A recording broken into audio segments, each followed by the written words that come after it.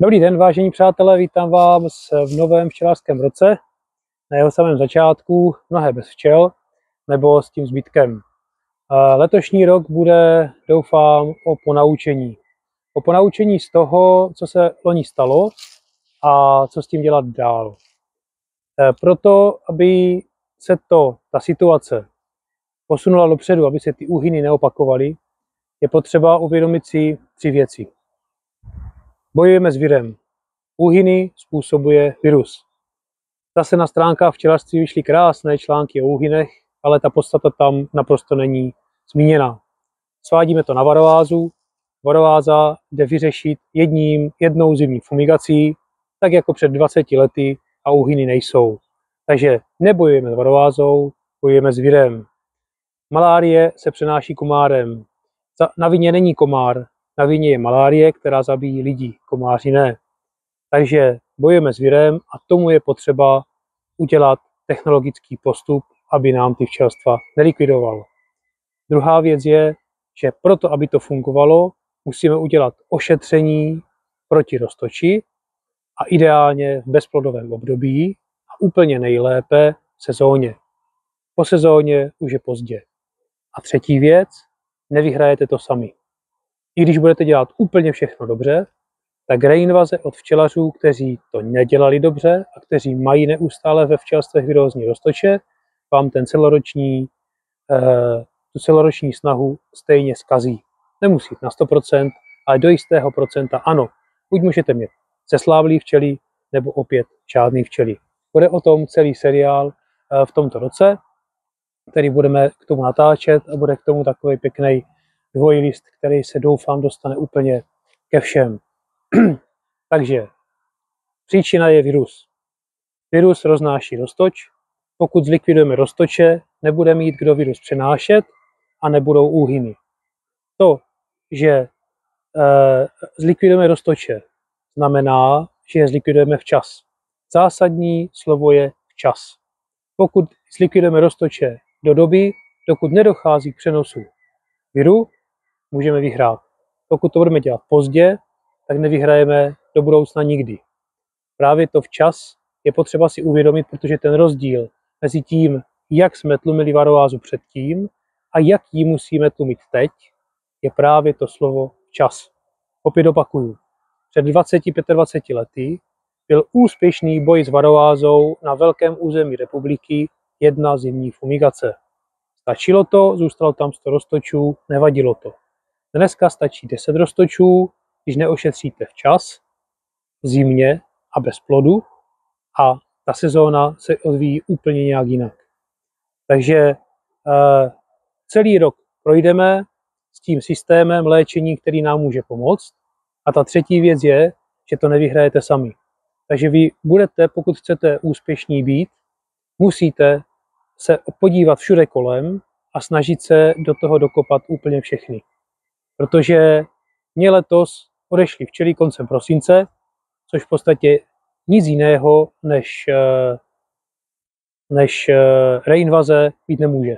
Včelstva, pokud byla nakažena, tak by uhynuli v srpnu, září, říjnu. Jo? Koncem prosince prostě zdravý včelstvo v tom roce neuhyne. Takže začneme teďka s tím, že co na jaře. Byly tam ve včelařství byly krásné články na nátěr plodu. Já neříkám, nedělejte chemii. Pokud někdo chce dělat chemii a půjde do toho a bude to mít v hlavě vyřešený, nemám s tím vůbec žádný problém. Ten nátěr plodu na jaře může pomoct. Klíčové slovo je rezistence. V oblastech, kde je vysoká rezistence, vám nátěr plodu plus fumigace, což je v období, když to uděláte koncem března, za 2 měsíce točíte med, nebo za měsíc, někdo koncem dubna už se chválí, jak má med, nevím, jo, tohle z toho si každý musí přebrat sám, jo, ale to, že uděláte něco částečně, neznamená, že to bude mít 100% výsledek. Jedna věc je potřeba si uvědomit, že každý zásah do včelstva, který má vést k tlumení roztoče, má nějakou procentuální úspěšnost. V situaci, která je teďka, to znamená, že tady máme virus deformovaných křídel, který působí obrovské a masivní úhyny a úplně do důsledku nevíme, jaký je ten klíč, který ten úhyn spustí, tak ty zásahy, které uděláme, musí vést ke 100%. Musíme udělat 100% pro to, aby ten výsledek byl 100% a to znamená bez úhynu. Uděláme-li 40%, nestačí to, úhyn bude. Uděláme-li 60%, možná to bude stačit, možná úhyn bude, možná nebude. Ale velká pravděpodobnost je ta, že bude. Takže my musíme udělat 100%. Nestačí udělat jednou kyselinu v létě, to je 20%. 80% nestačí. Nestačí udělat na jaře nátěr, může to být třeba 50%. Ale 50% roztočů tam pořád zbyde. Pokud je někde rezistence na taufluvalinát, což je M1, to je látka, kterou se dělá nátěr a která byla už před 18 lety vyřazena pro neúčinnost, co se týče Gabonu, potom se vrátila, ale protože díky rezistenci je ta účinnost nízká, tak v podstatě, jestliže máte na jaře po zimě třeba 30 roztočů, vy budete mít 50% úspěch, tak 15 roztočů tam pořád zůstává. A 15 roztočů znamená mít v srpnu 5000 roztočů. Potom si to spočítáme. Takže je potřeba pro úspěch ve včelaření, to znamená vyzimované včelstvo, mít 100% zásah proti roztočí. A opět říkám včas. Včas znamená do konce června. Jakmile skončí sezóna, skončí snůška, začíná loupež a jestliže při loupeži vaše hynoucí včelstvo na virus, protože nehyne na varoázu, to včelstvo nehyne na varoázu. Na varoázu hynou včelstva v zimě, protože plodují tak dlouho, dokud si sežerou všechny zásoby. A to je klíč. Na varoázu hyne včelstvo v zimě. V srpnu, v září včelstvo na varoázu nehyne, protože to včelstvo, pokud by mělo uhynout na varoázu, tak hyne v to období, kdy nemůže nahrazovat krátkověké včely po poškození roztočem, a to znamená, že nemůže mít plod. Pokud má plod, tak to včelstvo ploduje do té doby, dokud prostě nepadne hlady. A to si musíme uvědomit. Takže zásada je, včelstva hynou na virus a my se proti tomu viru musíme bránit, ale bráníme se díky potírání roztoče a to musí být včas. Omlouvám se, že to neustále opakuju, ale pokud to někdo neslyší 3krát, tak si to neuvědomí. Nátěr beru. Fumigace potom beru. Problém chemie. Medu. Abychom měli jistotu, že na jaře zlikvidujeme všechny roztoče, to znamená rezistentní a nerezistentní, znamená udělat složitější zásah. Můžeme tam do toho úlu 3krát po sobě dát formidol, kyselinu mravenčí. Pokud ji dáme 3krát po sobě, je tam plod jenom dělničí, který má zavičkovanou fázi 12 dní. Pokud tam formidol tam dáme 3krát po sobě, tak jak se má, to znamená 2 dny dírky, 2 dny bez obalu, 2 dny dírky, 2 dny bez obalu, 2 dny dírky, 2 dny bez obalu, tak máme jistotu, že po těch 12 dnech tam že není žádný roztoč. Ani rezistentní, ani nerezistentní. Začínáte na jaře s čistým štítem. Jo? Pokud v létě si uděláte diagnostiku a případné další roztoče, kteří buď těch pár jedinců tam zbyli, anebo pokud někdo tvrdí, že na jaře jsou loupeže a tahají si roztoče na jaře, já tomu nevěřím, ale budíš, pokud teda někdo spoléhá na reinvaze a v létě ty včelstva zase omete o roztoče, a to buď plodovou pauzou a jednorázovým léčením, které se blíží 90%, anebo pokud není schopen udělat bezplodné včelstvo, řekneme si dále jak, ne dneska, ale dále ano, tak zase má možnost to včelstvo mít téměř bez roztočů. Ta včelstva v naší krajině nikdy nebudou bez roztočů. To prostě po 40 letech přítomnosti roztoče na našem území víme a proto je neléčíme, ale jenom tlumíme. Nejsme schopni ty roztoče vymýtit, kdyby jsme byli, už tady nejsou. Takže pokud dosáhnete včelstva, která nemají roztoče, která jsou schopný se s tím virem, pokud se nakazili na podzim a do jara přežili, nějakým způsobem vypořádat a do srpna, do září je dovedete ve zdravém stavu, mají zdravou zimní generaci, ale prostě v říjnu nebo v listopadu nebo v prosinci vám uhynou. Kde je problém? Ve vás to nebude. Proto je potřeba zajít si na Elpis, zjistit si všechna okolní stanoviště, zjistit si telefonní čísla, ta tam jsou, a prostě skoordinovat ten postup A minimálně těm 5, 6, 7 záleží, kolik máte včelařů do letu 2-3 kilometrů, napsat SMS-ku, teďka dělám tohle, snažím se s tím něco dělat, co děláte vy. Bez komunikace to nepůjde. Včely jsou úspěšné a jsou tady miliony let jenom díky tomu, že spolupracují. Že prostě z jedince se stal sociální hmyz, začal spolupracovat a díky tomu měl evoluční výhodu a jde tady s náma do dneška. Takže pokud my to dokážeme taky, začneme spolupracovat, tak nebudeme sčítat škody, ale můžeme sčítat ty úspěchy.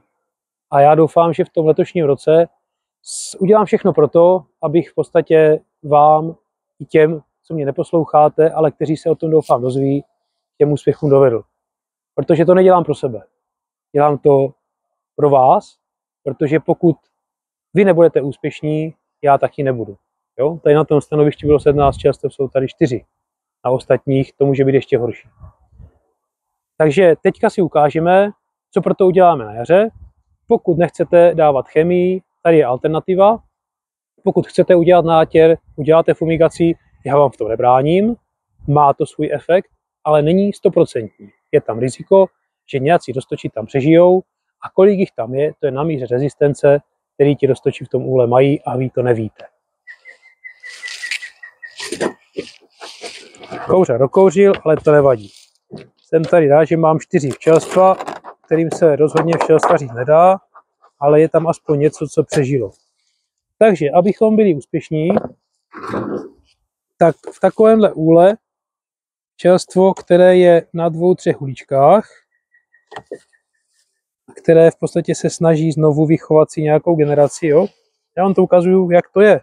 To včelstvo mělo spoustu zásob, ale to včelstvo prostě je na konci, má tady na kraji zásob dost, takže teďka chodí a přenáší si to. Jo? Ta situace je dál i tady obdobná. Dneska jsem tady bohužel pozbíral 4 včelstva, která v podstatě na těch 4 rámcích, na kterých seděla, si ty zásoby vybrala. A to, že tady bylo v podstatě 18 kg zásob, tak po té teplé zimě, kdy plodovali a snažili se nahradit zimní generaci, tak v podstatě je to pryč. Abyste byli úspěšní s formidolem, je dobré zakomodovat si ta včelstva. Ono to není jenom kvůli léčení, to je samozřejmě i kvůli teplu, které těm včelám potom neutíká. Zakomodovat si je na 5 rámcích. Proč 5 rámků? Protože ten formidol, který tam budete dávat, je akorát přes 5 rámků. No to znamená, pokud si tam dáte přepážku, jednak aby neutíkalo teplo a jednak aby neutíkal ten formidol. Já ho tam dávat nebudu, protože na těch pár včel to dávat teďka nebudu, protože po lednovém pokapu tam není žádný roztoč. Ale pokud takhle zakomodujete si včely a budete mít hezčí aspoň na těch 4 uličkách, tak v podstatě dáte 3krát po sobě formidol. Máte 100% jistotu, že ten roztoč tam nebude, protože celou dobu, co ten formidol bude účinkovat a on v tomto období, kdy včely začnou plodovat a tady nahoře na těch rámcích je 20 až 25 stupňů, ten formidol funguje na 100%. Ten odpad je tam úplně nejlepší, co může být. Dejte si sem normálně domácí placatý teploměr, otevřte včely, podívejte se na teploměr, uvidíte, že ta teplota je mezi 20 a 25 stupni podle toho, jak vysoko jsou s plodem pod těma horníma loučkama. Venku může být -5, tady je vždycky odpadná teplota. Když vám včely začnou plodovat koncem ledna a vy máte čas do toho jít, dejme tomu v únoru nebo až v březnu, začátkem března, je to úplně jedno. Od té doby, dokud je tam plod, je tady odpadná teplota kyseliny mravenčí, nemusíte použít formidol, můžete používat i jiný odpařovač, ale prostě já si sednu, protože já se omlouvám, ale mám špatný záda teďka, takže trpím trošku, ale nevadí. Takže ta kyselina prostě bude fungovat. Já je zavřu, chudáky, ať netrpí.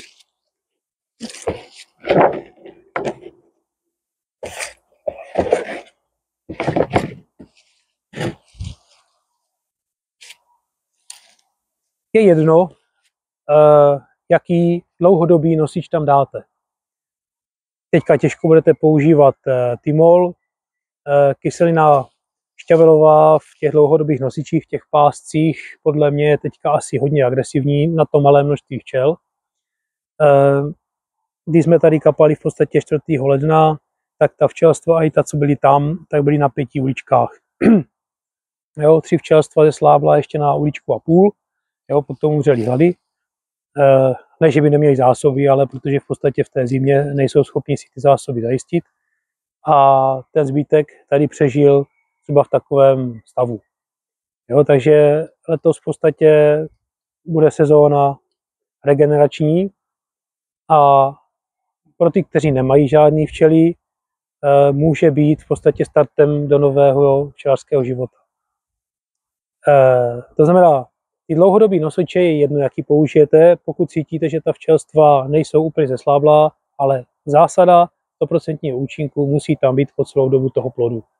Kdo stihl tam přijít, když bylo v lednu teplo, nebo aspoň oteplení, a udělat ten pokap, tak v podstatě udělal 100%, nebo 90%, to je jedno.